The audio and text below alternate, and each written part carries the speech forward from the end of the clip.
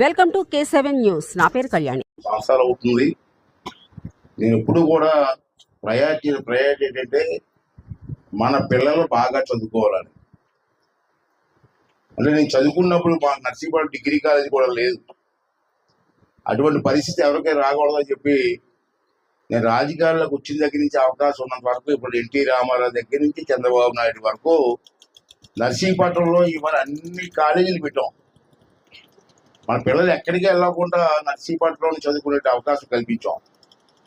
ఎందుకంటే చదువు ఉంటే ఎక్కడైనా బ్రతకొచ్చు, ఆ ఉద్దేశం ఉన్నది.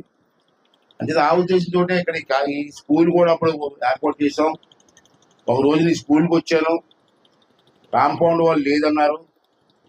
కాంపౌండ్ వాళ్ళకి పిల్లలకి ఇబ్బంది, ఆడపిల్లలు అంతా ఉన్నారని చెప్పి ఉద్దేశంతో ఈ గోడ కట్టడానికి 16 లక్షల రూపాయలు ఇచ్చాను.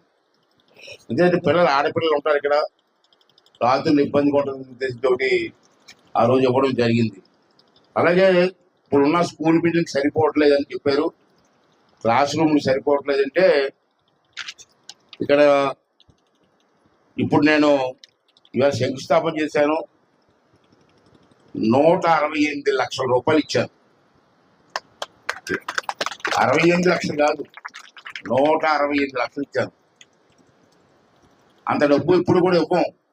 కానీ స్కూలు మారుమూలలో ఉంది, ఆడపిల్లలు ఉన్నారు, అంచేత అందరికీ బాగుండాలని చెప్పి ఇవాళ ఇవ్వడం జరిగింది. చేతులు కడుక్కోవడానికి ట్యాప్లు అన్నీ కూడా ఏర్పాటు చేయమని చెప్పి కూడా ఈరోజు చెప్పడం జరిగింది.